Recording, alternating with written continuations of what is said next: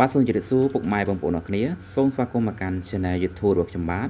ថ្ងៃនេះដែរចេញវីដេអូមួយរៀនថ្មីមួយទៀតពីរបៀបបាទប្រទេស WeChat ពីទូរស័ព្ទទី1បាទទៅទូរស័ព្ទទី2បាទ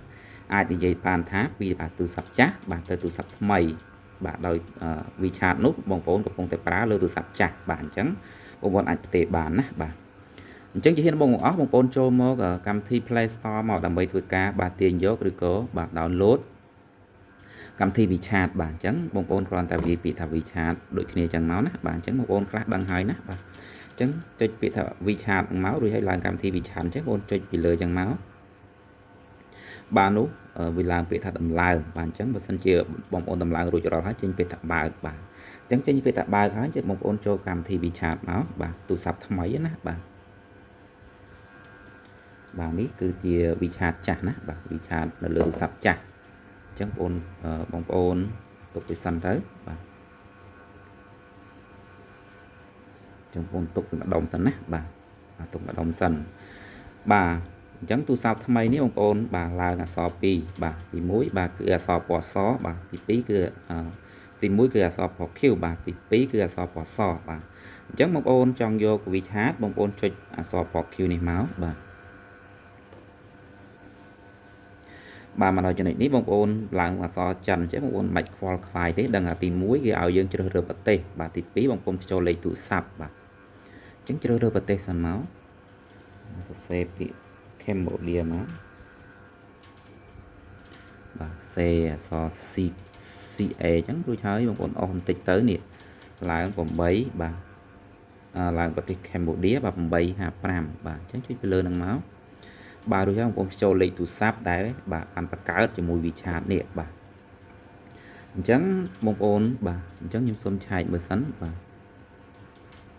នេះគឺលេខទូរស័ព្ទរបស់ខ្ញុំណាបាទលេខទូរស័ព្ទរបស់ខ្ញុំអញ្ចឹងខ្ញុំសូមបញ្ចូលបាទ092ហ្នឹងបាទ092បាទ9121 08បាទអញ្ចឹងហើយរួចហើយចុចអក្សរពណ៌ត្រួយចេកធំហ្នឹងមកបាទមកដល់ចំណុចនេះបងប្អូនបញ្ចូល password ដែលបាទបង្កើតបាទជាមួយ WeChat ហ្នឹងណាបាទអញ្ចឹងខ្ញុំសូមបញ្ចូល password របស់ខ្ញុំអញ្ចឹងខ្ញុំសូមលាក់បងប្អូនណាបាទ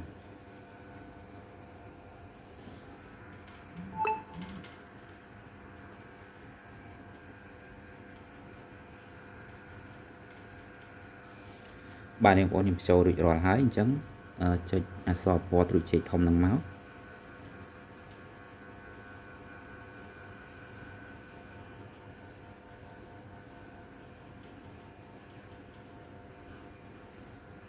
បាទចេញមកអញ្ចេះបាទមកដល់ចំណុចនេះបងប្អូននេះឃើញសញ្ញាដូចជាឲ្យយើងអោសណាបាទអញ្ចឹងបងប្អូនអោសលេងយ៉ាងនេះបងប្អូនអោសដាក់ឲ្យចំកន្លែងរូបនេះឃើញប្រទាំងត្រីកោណនេះបាទអញ្ចឹងអោសមកចឹងមកបាទចំពេលណាចំពឹបបងប្អូនគិតថាចំមើលទៅចំហើយបងប្អូនប្រឡែងណាបាទអញ្ចឹងខ្ញុំអាចចុចអោសចំទាំងមករួចហើយប្រឡែងពឹបចឹងមកបាទនោះនឹងចេញគ្រីសអញ្ចឹងបងប្អូនត្រៀមណាបាទនេះបងប្អូនគេឲ្យយើងបាទទី1បងប្អូនបាទផ្ញើមីទី1 scan បាទអញ្ចឹងមានន័យថាយកទូរស័ព្ទចាស់នេះបាទកម្មវិធី WeChat ចាស់នេះជួយ scan បាទទៅបាទវាឲ្យបាទអញ្ចឹងទី2នេះបាទគឺផ្ញើបាទ SMS ទៅលេខទូរស័ព្ទបាទអញ្ចឹងទី3នេះគេឲ្យមិត្តភ័ក្តិបាទជួយ scan បាទអញ្ចឹងជួយដាក់លេខទូរស័ព្ទអញ្ចឹងណាបាទអញ្ចឹងទី3រៀងស្មុគស្មាញអញ្ចឹងខ្ញុំយកបាទទី2ចុះព្រោះអីបាទទូរស័ព្ទនេះ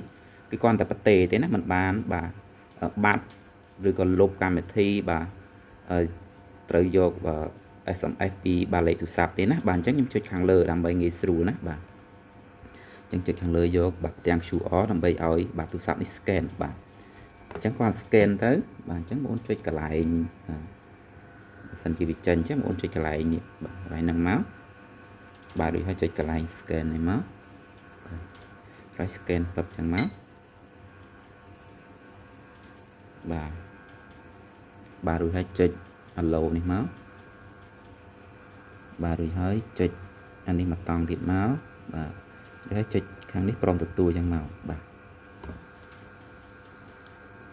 អញ្ចឹងកំពុងតែបាទ remove មកហើយបាទអញ្ចឹងទូរស័ព្ទនេះលោតទៅបាត់ហើយណាបាទ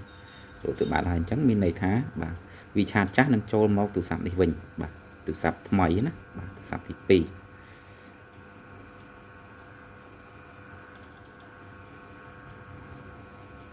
trong sập trực tiếp ok đó bà chẳng thì con bà cái là ở dựng đặt password ấy chẳng nè bà chẳng để xa tay nhôm đặt password tới cái nhôm trong tên mà từ sập đi vinh nè bà thì con cứ lang vì chạm nói bạn chẳng cứ lang cảm thị vì chạm chặt này nói nè bạn chẳng bốn chơi cái này con sao này máu cái này đụng được nứng bạn thì con cứ lang vì chạm đang màu ấy bạn chẳng nghe nghe sưu đây ông trong tê vì chạm bàn tay con ta bị rồi lục được trên bật phẹ bạn chẳng một con chơi cá bà ơi quạt chui scan làng vinh nè bạn những video bao nhiêu mình tập năng đai bằng ôn và sân trên mình cầm hộp cho coach con trăng ná và dùng ôn khăn tay mà phải tôi mà đó trong bạn phòng hay video cái nằm trên video bị được biết bà do bị chặt chát đôi mình miến bà cầm thi bị chặt nơi chui scan chẳng đấy bà cứ được biết bà tiền do bị chặt tam lấy tu sắp mình mà đo bà cứ lục cầm thi đó bà chẳng con trai ôn bà xuân giờ đẹp bà chụp này để video cái bye bye